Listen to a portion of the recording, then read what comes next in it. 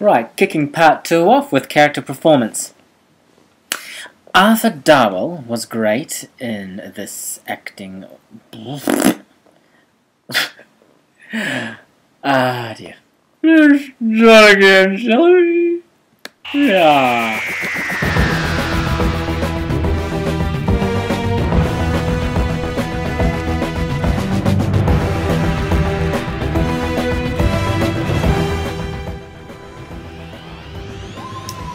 Welcome.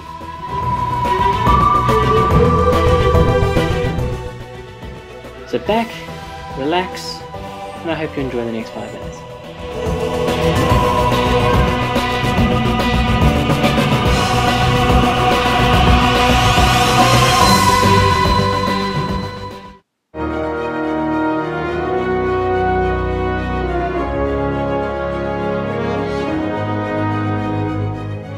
Arthur Darwell was great in this, acting-wise.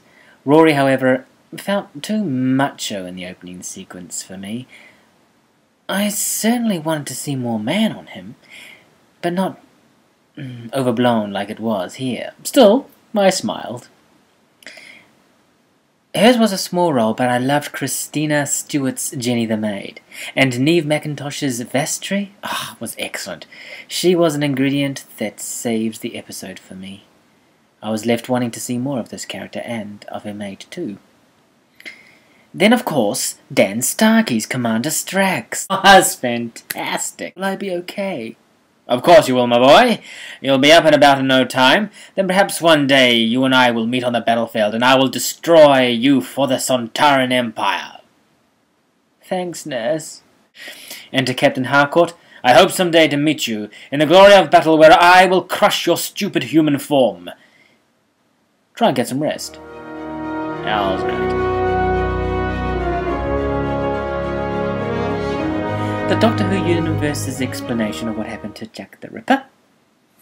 Though, having said that, I probably like Babylon 5's explanation better. But that aside, what I particularly liked was the following.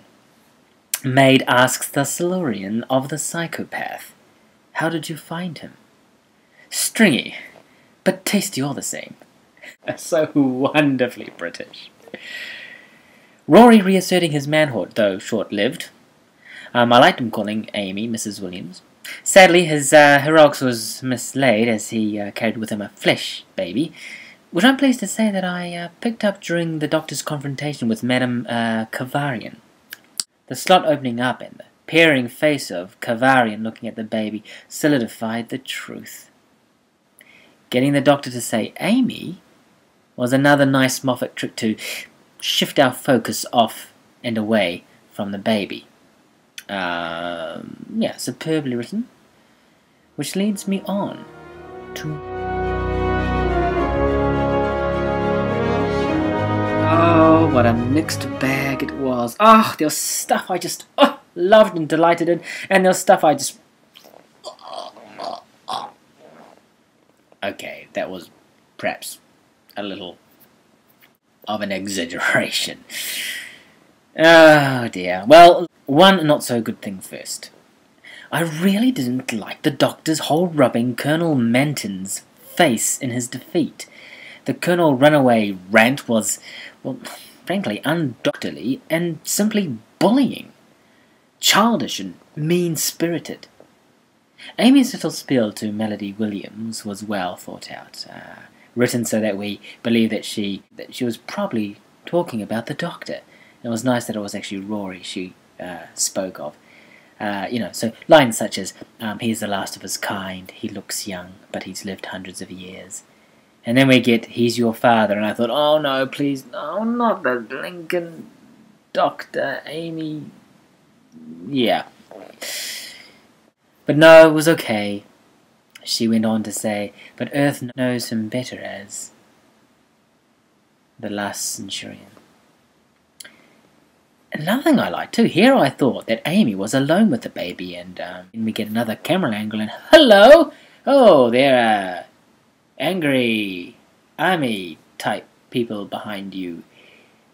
Yeah, and I love the wonderful reference that Moffat gives us, going way back to the Doctor and the Silurians.